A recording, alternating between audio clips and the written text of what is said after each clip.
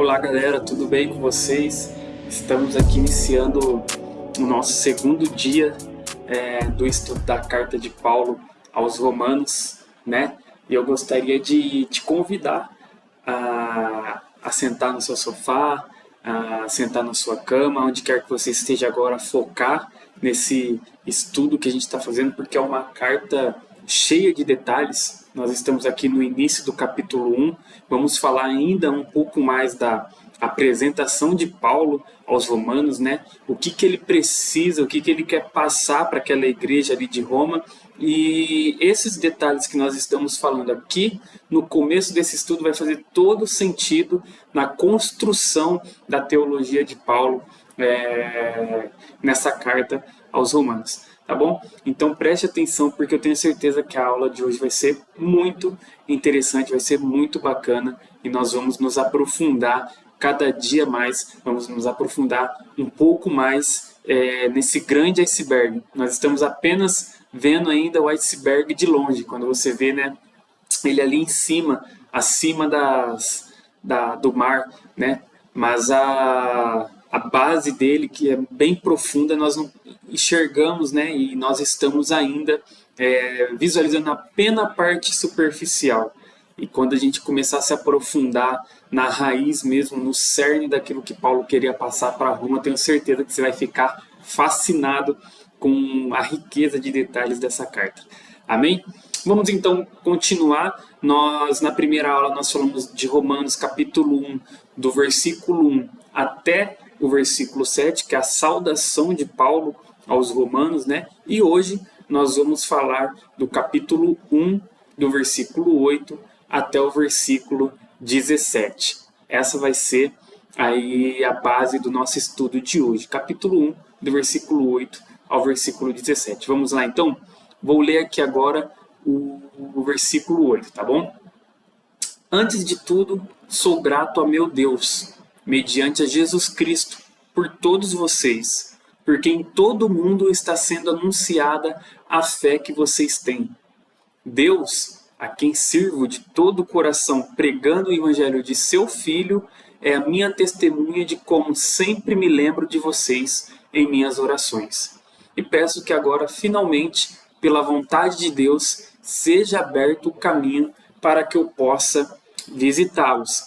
Aqui é Paulo, né, continuando aí a sua apresentação e falando dos planos dele em visitar a igreja de Roma. Vamos aos detalhes desses dois versículos, desses três versículos, na verdade, versículo 8, 9 e 10. O que Paulo quer mostrar para a igreja de Roma? Primeiro, ele nunca tinha estado na igreja de Roma, né? E ele nem teve contato com os fundadores daquela igreja, né? Assim como nós vimos na primeira aula, não foi Paulo que fundou a igreja de Roma, e também não foi Pedro, porque se tivesse sido o apóstolo Pedro que tivesse sido fundado ali a igreja de Roma, Paulo não cogitaria fazer essa visita à igreja de Roma, né? Assim como Paulo não fez visita à igreja de Jerusalém. Por quê? Porque Paulo, ele era o apóstolo dos gentios e Pedro era o apóstolo ali dos judeus. Eles tinham claro essa divisão, qual que era o público-alvo deles, né? Então Paulo, ele nunca tinha estado ali na igreja de Roma e ele nunca tinha tido contato nenhum com os fundadores da igreja. Então, ele tem um certo distanciamento, né, em relação àquele povo. Aquele povo não conhecia Paulo. Talvez conhecia apenas de ouvir falar, apenas de ouvir pessoas comentarem sobre ele. Mas ele não tinha ali um vínculo, um relacionamento, uma proximidade, né? E ele sente que ele precisa anular essa suspeita dos romanos, ou seja, quebrar o gelo com aquela igreja antes de dizer, antes de ensinar ou antes de falar qualquer coisa para eles. Por quê? Porque a igreja de Roma era a igreja, a Roma, né, era o centro gentílico, era o centro dos gentios, e além disso, era o centro do mundo naquela época, porque naquela época era o Império Romano que dominava ali grande parte do mundo conhecido, né? Por que nós falamos do mundo conhecido? Um exemplo, porque o Brasil ainda não era descoberto nessa época, então era um mundo desconhecido, mas do mundo conhecido, o Império Romano dominava ali grande parte. Então Roma era o centro daquele mundo conhecido, ou seja, era um povo culto, um povo estudioso, e ele não tinha nenhum contato, nenhuma proximidade com esse povo. Então ele precisava ali quebrar o gelo para ganhar a confiança daquele povo. Vamos dar andamento aqui então no nosso estudo. Ponto 3. Como que ele faz para quebrar esse gelo? Primeiro ponto, ele elogia a igreja de Roma, né? Ele fala assim, eu tenho ouvido falar de vocês por toda parte. Todas as igrejas que eu passo fala da fé que vocês têm. A fé de vocês tem chegado em todos os lugares que eu passo. Olha lá o que ele diz no versículo 8. Antes de tudo, eu sou grato ao meu Deus, mediante Jesus Cristo, por todos vocês, porque em todo o mundo está sendo anunciado a fé que vocês têm.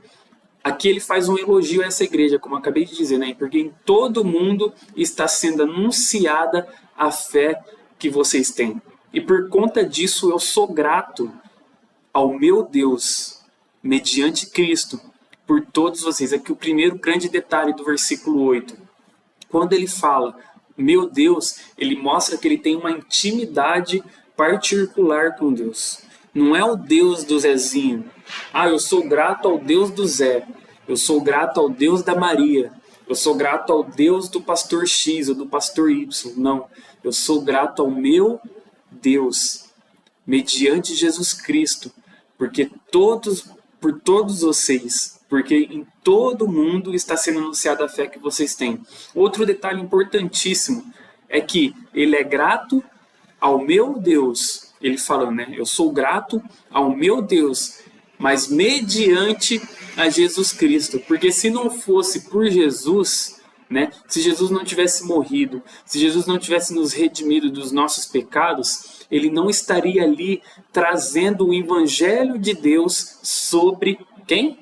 Sobre Jesus Cristo, que é aquilo que nós falamos na primeira aula. Então ele traz o evangelho de Deus sobre Jesus Cristo. E por conta disso ele é grato a Deus por meio de Jesus, por meio da cruz, por meio do sacrifício, por todos aqueles que estão na igreja de Roma e pela fé que eles têm, porque a fé da igreja de Roma tem percorrido, tem chegado e tem sido anunciado em todo o mundo. Quando ele fala em todo o mundo, obviamente que ele está falando em todas as igrejas, né? Todas as igrejas que ele passava, né? Os Tessalonicenses, os Coríntios, os Gálatas. A fé da igreja, da igreja de Roma, né? A igreja dos romanos, era comentada por onde ele passava. Uma observação. Ele se dirige a Deus, mas mostra que tudo passa por Cristo. Aqui eu trouxe uma fala de John Wesley que diz assim: todas as dádivas de Deus a nosso favor passam por Cristo, e os nossos agradecimentos a Deus passam por Cristo e chegam a Deus. Olha que interessante. Todas as dádivas de Deus a nosso favor, ou seja, todas as bênçãos que Deus traz, que Deus dá para nós, passam por Cristo. E quando a gente agradece a Deus por tudo aquilo que tem acontecido em nossa vida, né, por um livramento, por uma cura, por uma bênção, uma promoção no trabalho, por você ter alcançado aquela nota na faculdade, quando a gente agradece a Deus, o nosso agradecimento a Deus passa também por Cristo.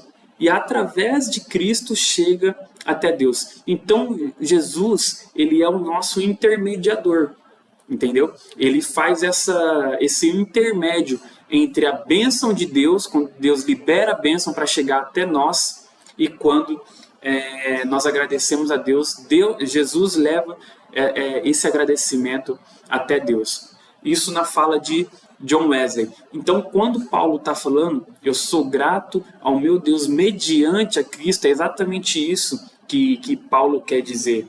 Por meio de Cristo, eu sou grato a Deus, porque todos vocês, por meio de Cristo, estão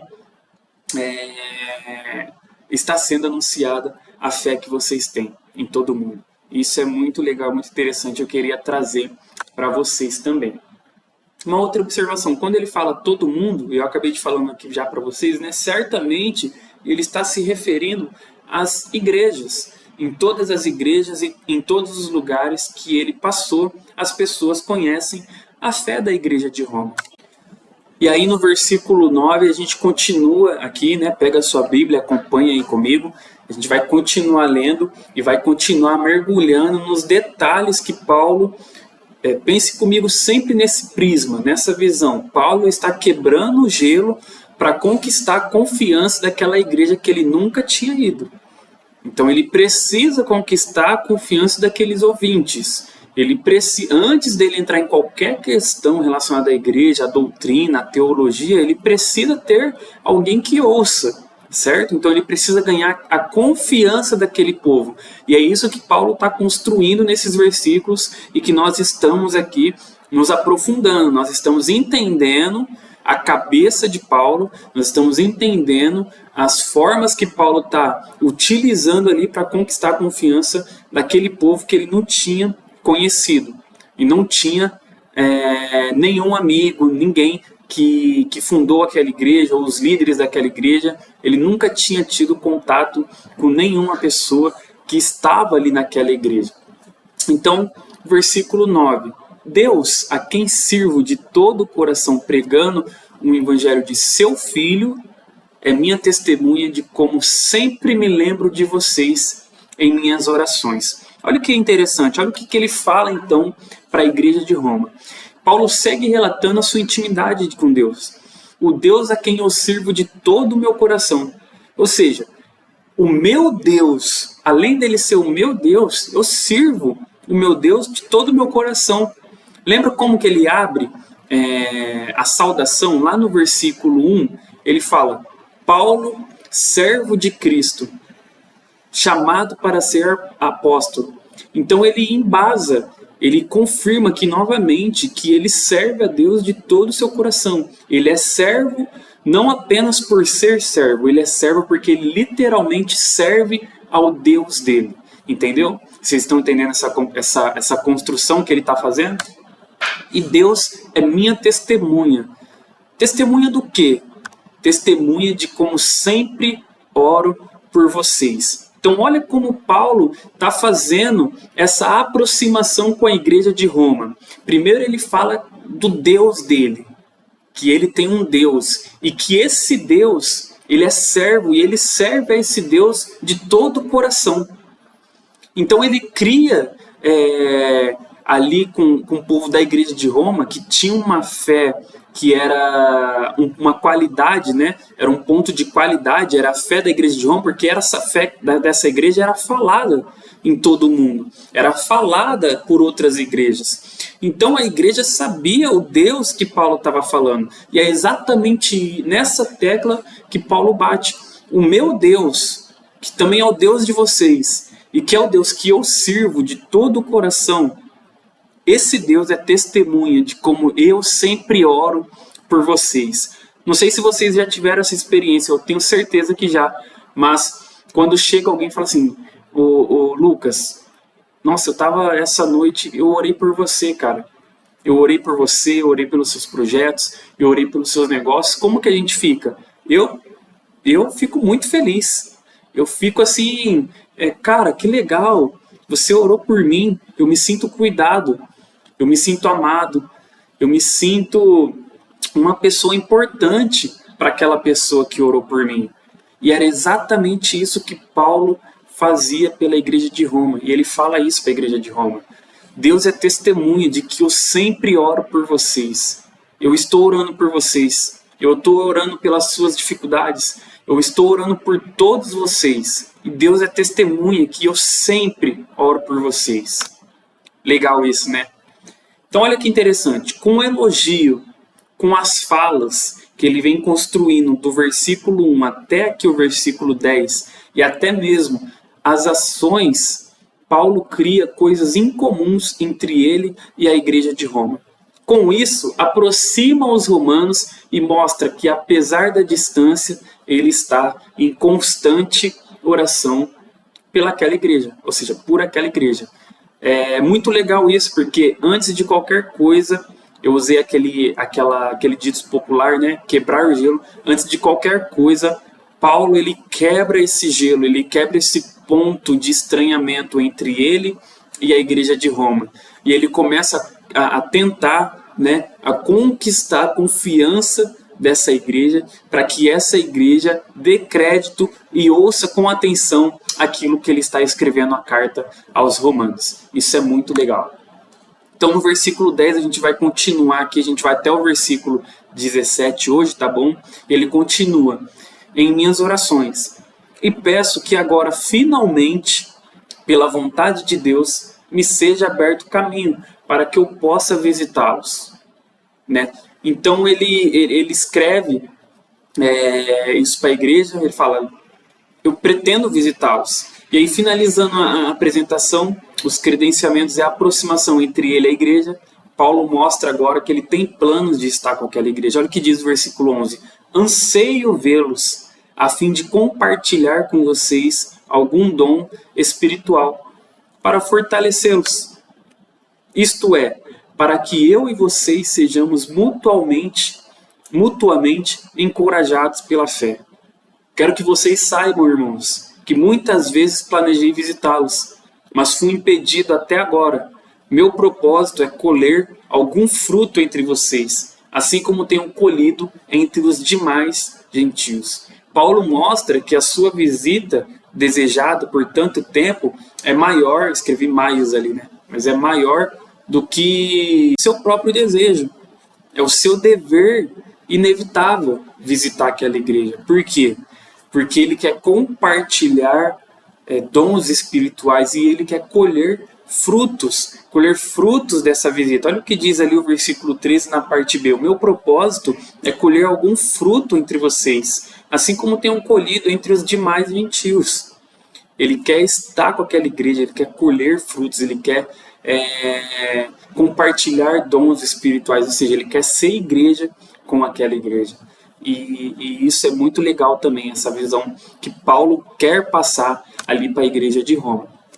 Os propósitos e o desejo de Paulo em visitar os romanos é colher algum fruto entre os romanos, assim como havia colhido nas outras igrejas que passou. Foi isso que a gente acabou de conversar aqui. Seguindo então, versículo 14: sou devedor tanto a gregos como a bárbaros, tanto a sábios como a ignorantes. Por isso, estou disposto a pregar o evangelho também a vocês que estão em Roma. Ou seja, Paulo ele se coloca no lugar de ser devedor.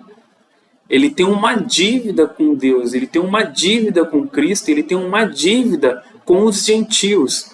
Por que ele fala isso? Todos aqui conhecem a história de Paulo. Na aula 1, naquela introdução que nós fizemos sobre Paulo, nós vimos o que Paulo fazia. Ele perseguia quem? Os cristãos. Ele perseguiu não só os cristãos judeus, mas também os cristãos gentios. Todo cristão que cruzasse o caminho de Paulo, ele pegava, mandava para a cadeia e encarcerava. E aí depois ele teve um encontro com Cristo. E na próxima aula nós vamos ver, nós vamos conversar e nós vamos falar das pessoas que impedem outras pessoas de conhecerem a verdade de Cristo. E aí Paulo, por isso que Paulo fala: eu sou devedor a vocês. E agora eu vou fazer de tudo para que vocês conheçam a verdade do Evangelho. Eu vou fazer de tudo para que vocês conheçam a verdade de Cristo.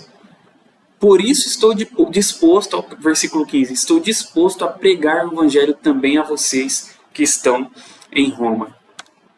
O objetivo de Paulo é trazer todos os homens sob o domínio de Jesus através da obediência e da fé. Se antes o objetivo dele era encarcerar, matar e acabar com o Evangelho de Cristo, a partir de hoje, a partir dessa carta não, mas a partir do momento que ele teve um encontro com Jesus, o objetivo dele é trazer todos os homens sob o domínio de Jesus através da obediência e da fé.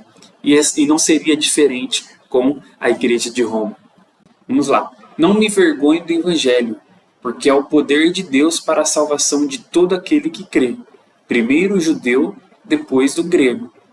Porque no Evangelho é revelada a justiça de Deus.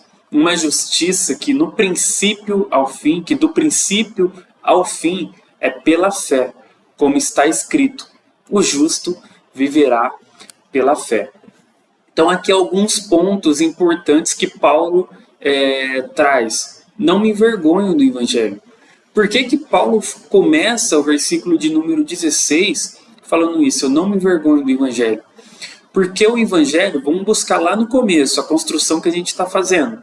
O Evangelho é de quem? É de Deus. Acerca de quem? Sobre quem? Sobre Jesus Cristo. Então é um Evangelho de Deus sobre Jesus Cristo. Então ele fala que não se envergonhe do Evangelho de Deus sobre Jesus Cristo. Por quê? Porque o Evangelho de Deus sobre Jesus Cristo é o poder de Deus para a salvação de todo aquele que crê. É a salvação de todo mundo? Não. É a salvação de todos aqueles que estão em Roma? Não. É a salvação de todos aqueles que ouviram acerca do Evangelho? Não. Então é a salvação de quem? De todo aquele que crê no Evangelho de Deus sobre Cristo, o Filho de Deus. E ele fala o porquê. Porque o Evangelho é o poder de Deus para a salvação dessas pessoas que creem. Então, primeiro o judeu e depois o grego. E a gente vai falar do porquê disso, né? Roma era o centro do mundo gentílico. Assim como nós já falamos aqui alguns instantes atrás, Roma era o centro do mundo conhecido, porque o Império Romano era muito grande. E eles dominavam quase todas as civilizações ali do mundo conhecido. Só que além disso, o povo de Roma, ou seja, os romanos, era um povo muito culto, era um povo muito estudioso. E as pessoas poderiam indagar ele e rebaixar a tese, a teologia que ele estava trazendo ali naquele momento. E aí Paulo fala: eu não me envergonho do Evangelho, porque é o poder de Deus para a salvação. Então, quando ele fala que não se envergonha, por que ele fala isso? Porque ele está trazendo o Evangelho para pessoas cultas, para pessoas inteligentes, para pessoas que gostam de estudar. Porque o povo de Roma era caracterizado e era conhecido por isso. Assim como os gregos também. Os gregos, os grandes filósofos, né? Então, Paulo ele tinha essa noção. Aliás, ele era cidadão romano. E aí continua, né? O Evangelho é o poder de Deus para a salvação. E aí continuando nessa construção que nós estamos fazendo, é a salvação de todos? Não, é apenas a salvação daqueles que creem no Evangelho de Deus. Primeiro do judeu e depois do grego. E se você observar, você vai ver que eu coloquei ali Atos 1:8. O que diz lá em Atos 1:8? Jesus ele fala para aquelas pessoas que estão ali, ele fala: mas recebereis poder ao descer sobre vós o Espírito Santo. E sereis as minhas testemunhas em Jerusalém, em toda a Judéia, em Samaria e até os confins da terra. Olha o que ele fala: mas recebereis poder ao descer sobre vós o Espírito Santo, e sereis minhas testemunhas em Jerusalém. Quem que mora em Jerusalém? Quem que são os moradores? Qual é o povo que mora ali? Não são os judeus? Então, em Jerusalém, toda a Judéia, ou seja, ele ainda está falando dos judeus que estão ali em volta de Jerusalém, porque Jerusalém é o centro.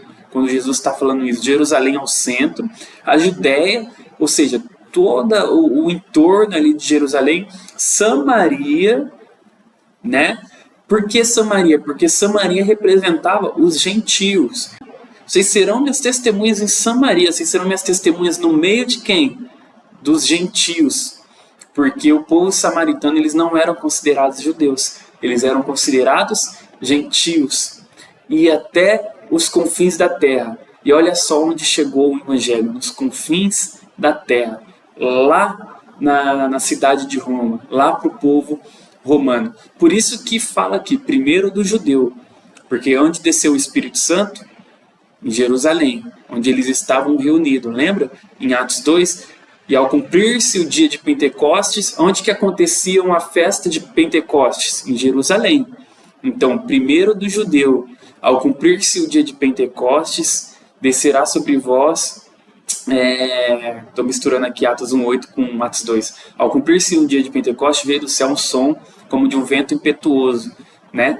Então, ali começou o mover do Espírito Santo, ali começou o grande movimento de pessoas sendo impactadas pelo Espírito Santo e a igreja primitiva, né? Então, estou falando tudo isso para você entender do porquê que Paulo fala isso. É porque o judeu é melhor que o grego? Não, a gente vai ler nas próximas aulas. É porque o grego é inferior ao judeu? Não, ele fala isso porque começou lá em Israel, começou lá em Jerusalém, depois em toda a Judéia, depois em Samaria e depois aos confins da terra. Deu para entender o porquê que ele fala primeiro o judeu, depois do grego? Então vamos continuar aqui. E enfim, o tema da carta. Qual que é o tema da carta? A justiça de Deus. E aí ele fala, porque no Evangelho é revelada a justiça de Deus. Vamos mudar aqui as palavras? Porque no Evangelho de Deus, sobre o seu Filho, Jesus Cristo, é revelada a justiça de Deus. Uma justiça que do princípio ao fim é pela fé. Como está escrito, o justo viverá pela fé. É muito interessante essa construção que Paulo faz, porque o Evangelho de Deus sobre o seu Filho é revelado, porque no Evangelho, é nesse Evangelho que é revelada a justiça de Deus. E como nós nos tornamos justos diante de Deus? Isso é uma pergunta que nós vamos responder nos próximos capítulos, nos próximos dias de estudo. Então, continuando. O justo viverá pela fé. E aí ele traz uma referência lá de Abacuque 2:4. O justo viverá pela fé. Uma justiça que do princípio ao fim é pela fé. Porque nós somos justificados pelo sangue de Jesus, mediante a fé. Nós vamos ler também. Como está escrito, o justo viverá pela fé. É muito interessante essas construções e esses detalhes que Paulo fala logo no início, ali, logo na sua apresentação para os romanos, porque ele vai se aprofundar em cada ponto desse nos próximos capítulos. Amém? Então vamos encerrar aqui a aula de hoje. Para mim foi uma aula muito produtiva, foi uma aula em que quando nós estudamos para ensinar, nós aprendemos muito também. Então, eu estou muito feliz de estar dando esse estudo sobre o livro de Romanos para vocês, porque eu estou crescendo muito também. E eu tenho certeza que nós como corpo, nós como igreja, nós vamos crescer muito quando nós entendermos qual que é o nosso verdadeiro papel como igreja, como cristão.